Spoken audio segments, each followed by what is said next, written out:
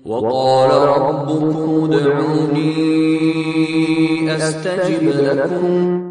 Ini untuk pertanyaan pertama, ini terkait dengan isu yang sedang ramai juga nih Ustaz, di sosial media kita Ustaz. Bahkan ada istilahnya nih teman-teman.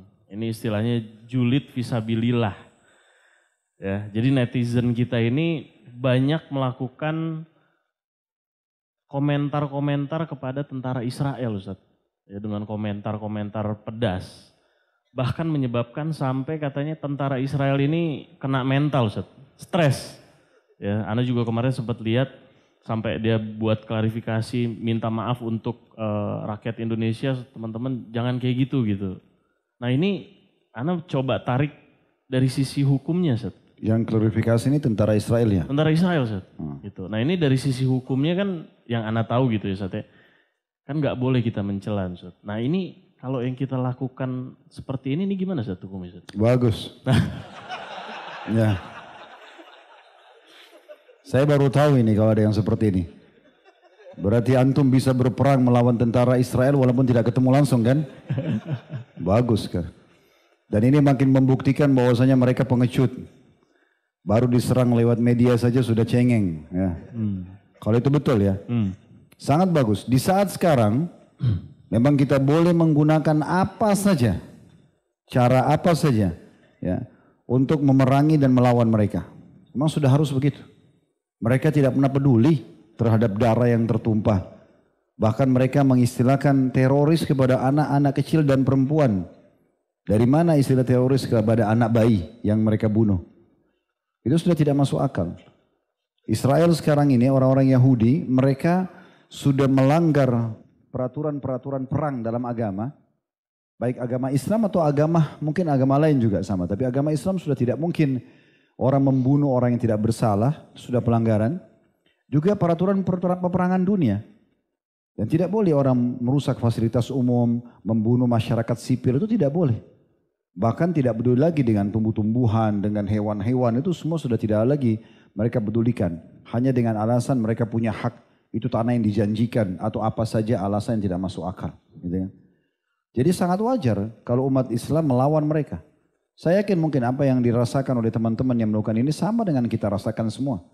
Kita berharap bisa membalas mereka dengan cara apa saja, karena perbuatannya ya.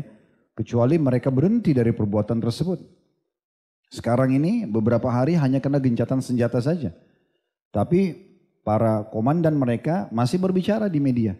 Ini bukan perkataan kita, tapi mereka yang mengatakan kalau mereka tidak akan berhenti sampai target mereka tercapai. Gaza harus dibumi hanguskan. Berarti gencatan senjatanya sementara saja.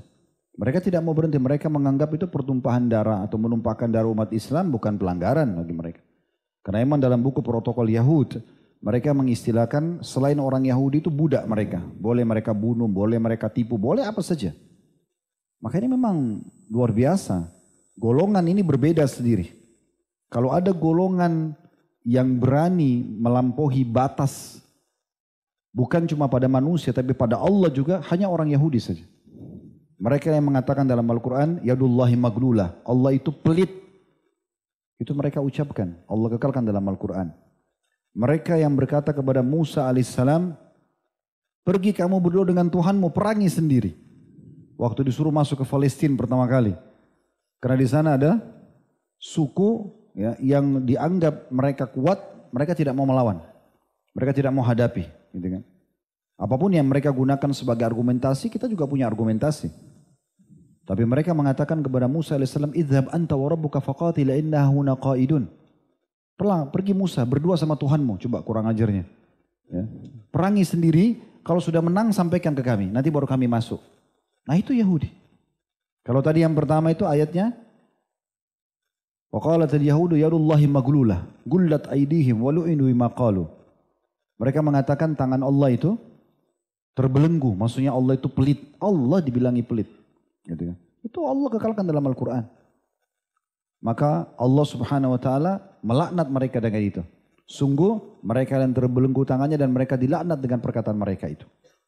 Bal yadahu mabsutatan yunfiku kaifa yasha. Tapi kedua telapak tangan Allah itu terbuka dan Allah berikan kepada siapapun yang dia inginkan karunia-Nya. Banyak sekali kesalahan mereka ini. Insya Allah biidnillahi ta'ala saya sudah susun untuk khutbah Jumat nanti. Ada khutbah Jumat kebetulan di dekat kantor.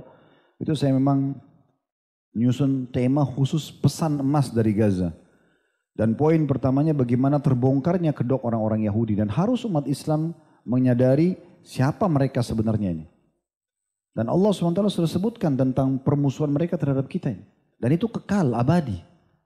La tajidanna asyaddun nasi adawatan lilladina amanul yahuda walladina asyraku. Kalian akan menemukan, kata Allah SWT, orang yang paling keras permusuhannya, paling benci dengan orang-orang beriman adalah orang Yahudi. Memang begitu. Dan orang-orang yang musyrik. Memang mereka ini benci sekali sama kita.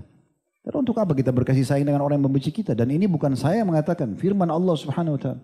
Antum bisa ketik di Google saja, semua ayat tentang ayat Al-Quran tentang Yahudi akan keluar semua ayat-ayat itu. Mereka mengetahui Nabi Muhammad SAW tapi mereka tidak mau beriman.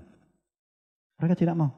Makanya Abdullah bin Abbas menafsirkan akhir surah Al-Baqarah, ihdinas siratal mustaqim siratal ladzina an'amta alaihim ghairil maghdubi alaihim waladdallin. Ya Allah, tunjukkanlah kami jalan orang-orang yang lurus, orang-orang yang telah Engkau berikan nikmat kepada mereka, maksudnya Nabi Muhammad SAW dan para sahabatnya dan siapapun mengikuti sampai hari kiamat. Dan bukan jalan orang-orang yang Engkau murkahi, maghdubi alaihim. Kata Ibnu Abbas, mereka adalah Yahudi. Kenapa Yahudi? Ini Abdullah bin Abbas tafsirkan dari masa dulu. Dari masa Nabi Muhammad SAW. Dan beliau terkenal ahli tafsirnya sahabat dan mengambil ilmu langsung dari Nabi SAW. Kata Abdullah bin Abbas, karena mereka tahu kebenaran tapi mereka tidak mau ikuti. Di antara kebenaran, mereka sangat mengenal Nabi Muhammad SAW, mengenal kebenaran Al-Quran. Dan Allah kekalkan juga dalam firman-Nya. Ya'rifunahu kama ya'rifuna abna'ahum. Mereka mengenal benar siapa itu Nabi Muhammad SAW dan ya sebagaimana mereka mengenal anak-anak mereka. Sampai pendeta mereka yang masuk Islam, Abdullah bin Salam, pada saat mengucapkan syahadat, lalu ditanya langsung oleh Umar bin Khattab, apakah kalian dulu, kamu dan kaummu orang Yahudi, tapi waktu itu Abdullah bin Salam sudah masuk Islam, radhiyallahu anhu, pendeta mereka masuk Islam. Umar tanya, apakah kamu dan kaummu dulu mengenal Nabi Muhammad SAW ini? Sebagaimana kalian mengenal anak-anak kalian, mereka Abdullah bin Salam mengatakan iya, bahkan lebih daripada itu. Mereka tahu tapi mereka tidak mau beriman. Dan mereka tahu mereka akan masuk neraka. Nabi SAW pernah tanya mereka kepada orang-orang Yahudi pendetanya, siapa penghuni neraka? Dalam hadis Bukhari. Kata mereka, kami akan masuk duluan ke neraka, maksudnya orang Yahudi. Ya. Setelah itu digantikan oleh kalian, hai umat Islam. Kata Nabi SAW, kalian telah dusta. Kami tidak akan pernah menggantikan kalian selamanya. Jadi kalau ada satu kaum yang paling kurang ajar ini, ya,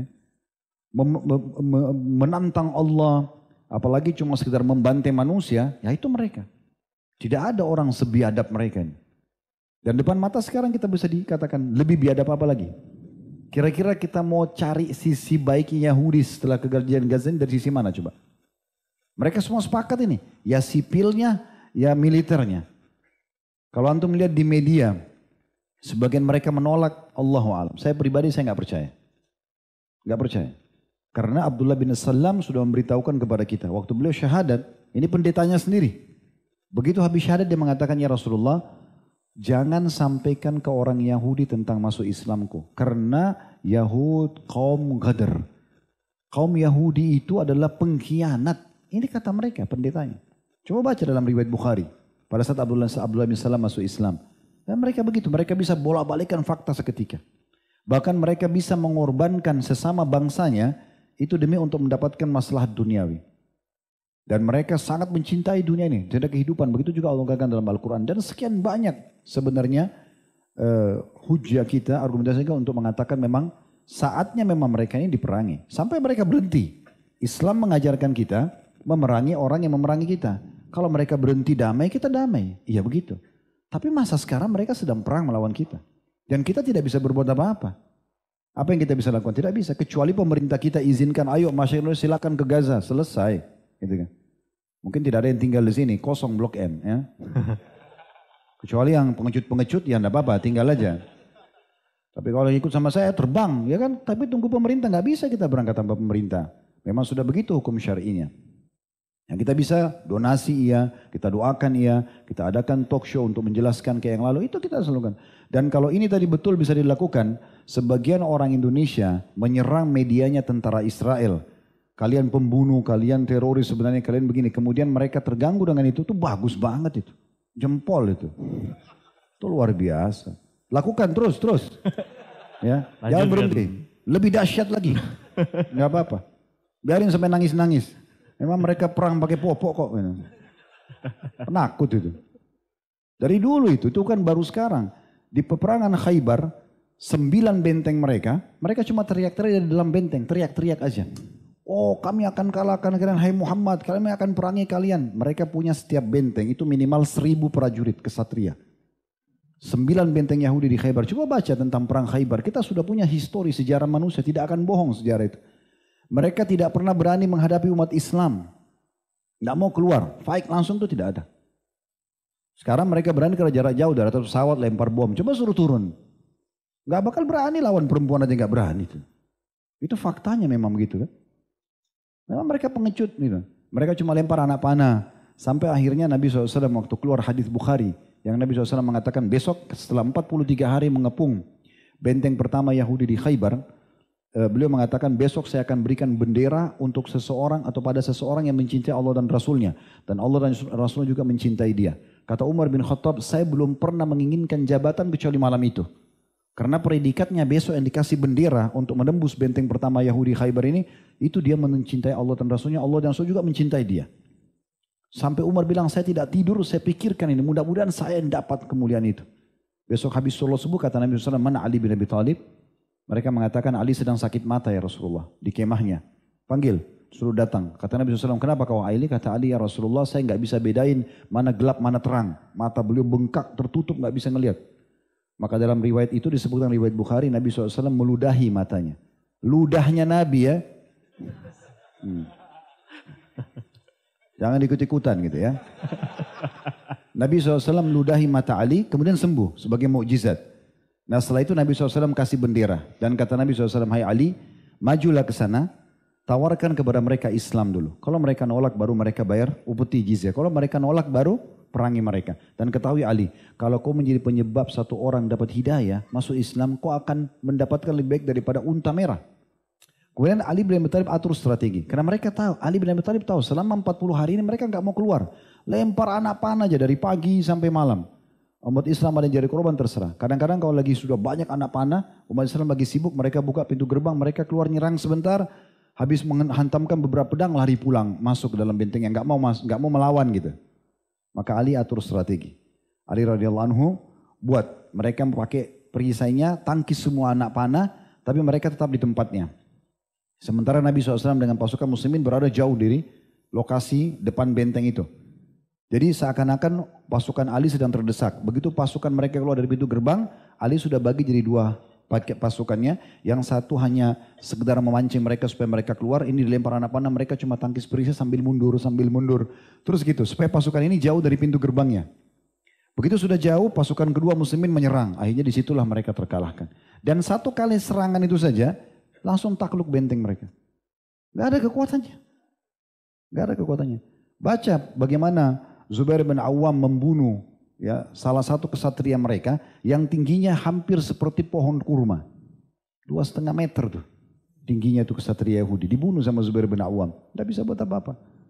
Ya, walaupun mereka tuh wajib militer segala macam, tidak usah peduli dengan senjata mereka. Karena selama ini umat Islam selalu menang bukan dari senjata dan jumlah. Sama sekali. Makanya Umar bin Khattab kalau kirim pasukan mengatakan, wahai muslimin ketahuilah sesungguhnya musuh-musuh kalian itu memiliki lebih senjata dan jumlah. Sementara kalian lebih sederhana. Tapi kalian punya iman kepada Allah dan tidak berdosa kepada Allah. Kalau kalian berdosa kepada Allah, maka pastikan musuh kalian akan mengalahkan kalian karena mereka lebih kuat senjata dan jumlah. Nah seperti itu. Jadi kalau ini bisa dilakukan, lakukan. Tapi di saat-saat sekarang ya, kalau mereka sudah berhenti ya kita berhenti. Nah sangat bagus itu. Kalau mereka bisa begitu. Berarti memang luar biasa ini. Masyarakat Indonesia bisa menakut-nakuti tentara Israel. Bagus. Masya Allah. Ya. Nah ini Ana teringat Ustaz, ada tambahan pertanyaan Ustaz.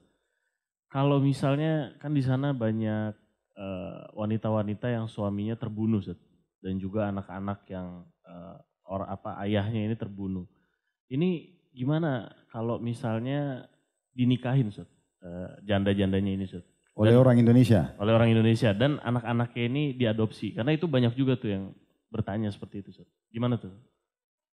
Kita jawab agak luas sedikit bahasan ini ya. Kalau sebelum bicara tentang masalah janda-janda para mujahidin. Ya. Kalau bicara masalah pernikahan, saya selalu sarankan menjalankan hadis Nabi SAW, wa ankihul akfa'a minkum. Nikahlah orang yang sepadan dengan kalian. Mana sepadan itu? Masuk dalamnya ya, sebahasa, sedaerah, sesuku, makin ngerucut makin bagus. Jadi kalau maaf, ini orang Jawa nikah sama orang Jawa lebih bagus. Kalau Jawa Timur sama Timur lebih bagus karena bahasa lebih adaptasi, makanan, tradisi lebih mudah.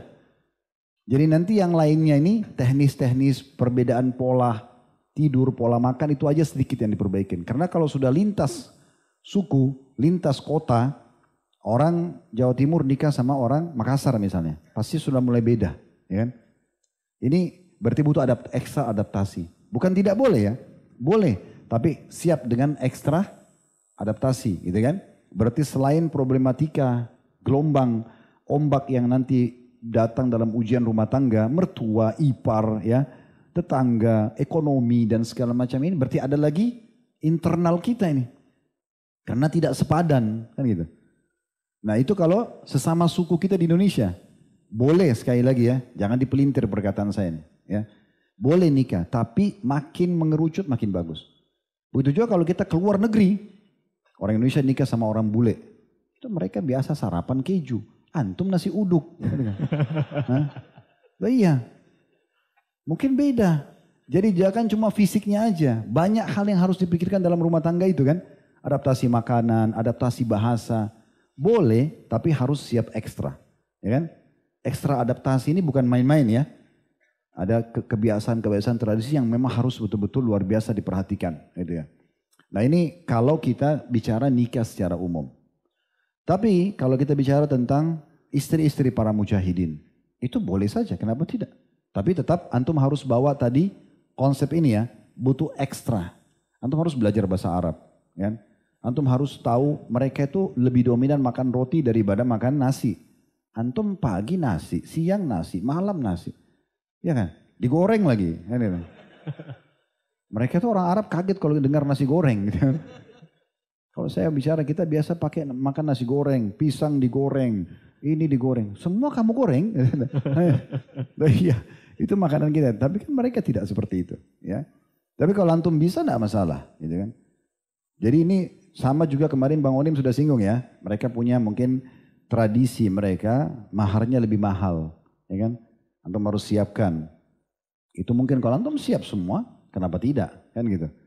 Tapi kalau antum di Indonesia kan enak banget perangkat alat sholat. Wah murah sekali. Nah, enak bener. Bisa jadi suami istri hanya dengan uang 5 juta, 3 juta. Tergantung kondisi dan keadaan. Makin antum ke pelosok makin murah. Ya kan? Nggak bisa di kota, cari di kampung banyak.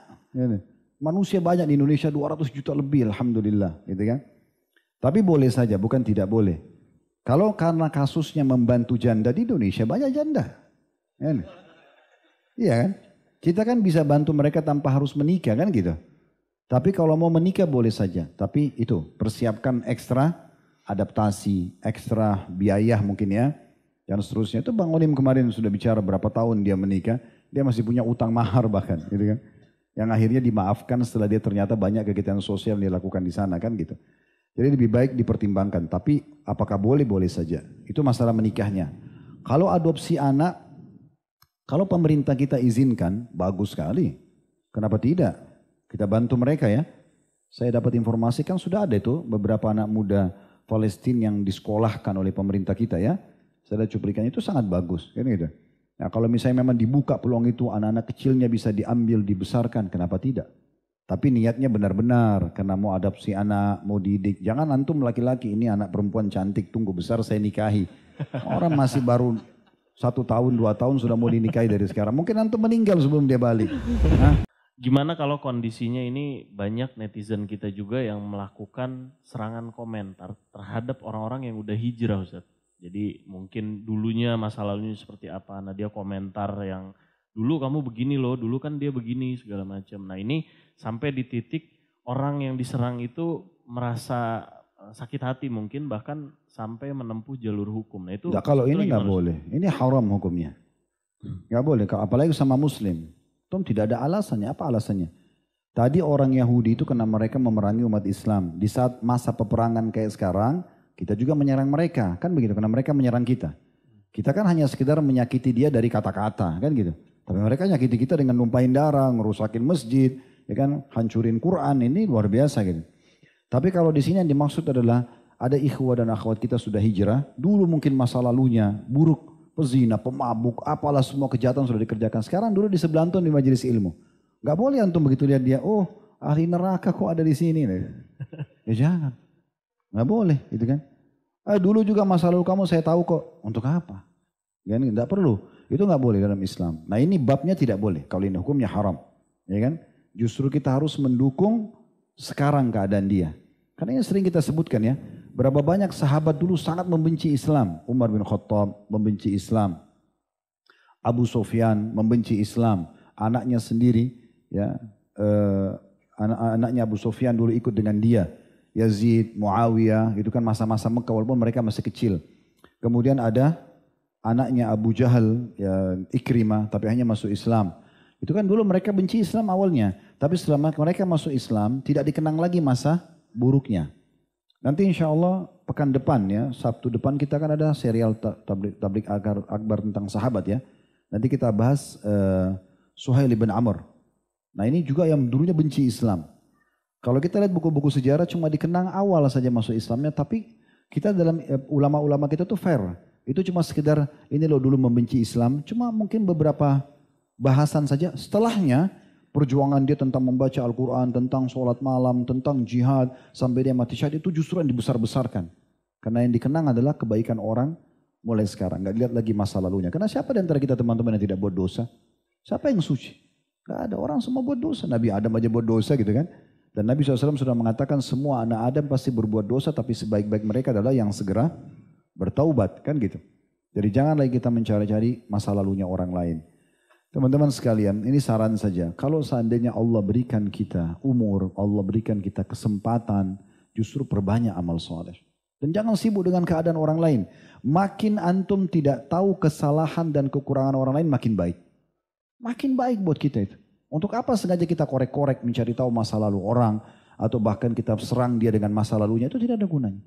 Mulai dari pasangan kita sampai siapapun yang kita kenal. Karena makin kita tidak tahu kesalahan orang, kita kan makin lepas tanggung jawab. Makin antum tahu, makin besar tanggung jawab antum. Karena antum harus luruskan kesalahan dia. Kan begitu. Jadi kalau nampak depan mata salah, kita luruskan. Kalau kita tidak tahu, jangan ikut campur. Gak usah dikorek-korek. Ya, makanya Nabi SAW menegaskan, kita pernah jelaskan hadis. Salah satu dosa besar yang kita bahas adalah mengintip. Mengintip ya, mengintip orang lain. Ini bukan cuma masalah mengintip orang mandi. Kalau ada orang lagi ngobrol di dalam rumahnya, terus antum sengaja ngintip dari dindingnya hanya mau lihat. Kata Nabi SAW, kalau ada yang mengintip dan mendengarkan pembicaraanmu, lalu kemudian kamu rusak matanya. Dalam riwayat lain melempar batu sehingga matanya rusak, maka kau tidak akan kena hukum. Jadi saking dilarangnya untuk mencari tahu kesalahan orang lain. Sampai orang yang kita sengaja, walaupun dia punya salah, kita sengaja cari, kalau dia lemparin batu mata kita, kita enggak. Dia tidak salah. Kecuali memang antum ditugaskan, tugas pemerintah misalnya. Memang antum tugasnya misalnya di bagian keamanan ya. Kemudian memang ada penjahat, mereka mau mengatur satu muslihat, tipe muslihat, kemudian antum disuruh cek, itu berbeda.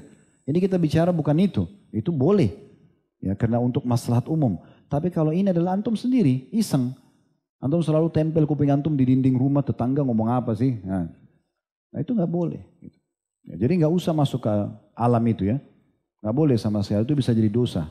Dan kata Nabi SAW, siapa yang sengaja mencari-cari aib saudaranya, maka Allah akan bongkar aibnya walaupun dari dalam rumahnya sendiri. Kalau antum bilang, Ustaz, tapi kan itu ada pada diri dia. Kata Nabi SAW, apakah kalian tahu apa itu ghibah? Kata para sahabat, Allah dan Rasulnya lebih tahu. Gunjing, dosa besar. Kata Nabi SAW, engkau menyebutkan sesuatu tentang saudaramu yang dia tidak suka, tapi ada padanya. Sampai sahabat mengatakan, ya Rasulullah, kalau ada padanya. Kata Nabi SAW, kalau ada padanya kau telah ghibah dia. Kalau tidak ada padanya kau telah memfitnahnya. Ghibah gak boleh. Kalau ada kekurangan saudara kita, datangi dia, nasihatin empat mata. Dia terima, alhamdulillah. Dia tidak terima, ya sudah. Antum lepas tanggung jawab hari kiamat. Urusan dia sama Tuhannya.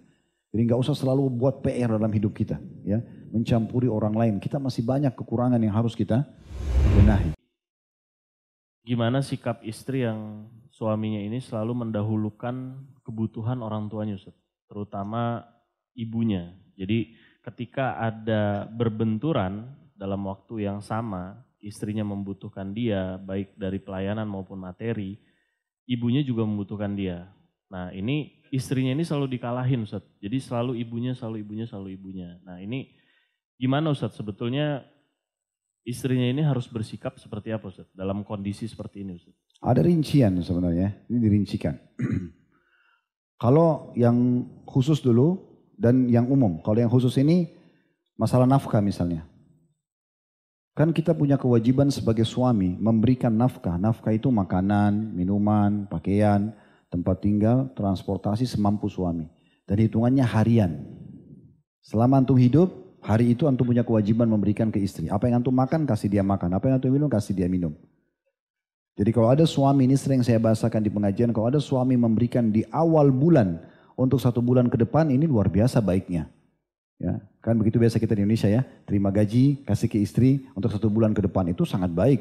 Karena itu sudah sedekah yang melimpah. Karena kapan sang suami meninggal di tengah bulan, berarti dia sudah punya bonus pahala 2 pekan ke depan. Dia tidak punya kewajiban, sudah meninggal. Tapi dia sudah kasih nafkah 1 bulan kan gitu. Jadi sebenarnya nafkah itu harian. Nah kalau nafkah harian ini, antum memang kerja harian. Dan antum tahu kebutuhan di rumah, misal contoh, jangan dipegang angka ini, cuma contoh saja. Tanda kutip 50.000 rupiah. Makan misalnya buat istri sama anak. Dan antum cuma punya income 50.000 rupiah. Kan gitu. Istri antum harus kasih makan, itu kewajiban. Di sisi lain ibu antum juga minta, di sini antum dahulukan istri. Karena memang itu hak dia pada hari itu. Sementara ibu antum itu haknya global. Dia bukan antum harus kasih ibu antum setiap hari. Ya kan gitu. Kewajiban ibu itu adalah suami dia. Itu ayah kita atau suami yang baru dia nikah misalnya. Dan juga hak ibu ini terbagi. Bukan cuma kita, kalau kita punya 5 bersaudara, 5-5-nya punya kewajiban untuk membantu sang ibu. Tapi kalau istri antum cuma antum sendiri. Kan gitu. Nah kalau kasusnya begitu ya. Tapi kalau kasusnya adalah Allah bukain antum rezeki. Istri antum sudah terpenuhi, ada kelebihan. Ibu antum juga minta, kasih ibu antum. Itu kalau masalah nafkahnya. Kalau masalah permintaan tolong, ya, misalnya ditemani jalan, temani apalah ya gitu ya. Ibu antum sama istri harus ibu dulu. Ini tidak bisa. Jangankan sama istri, sama ayah saja. Yang kita wajib bakti sama ibu sama ayah kan.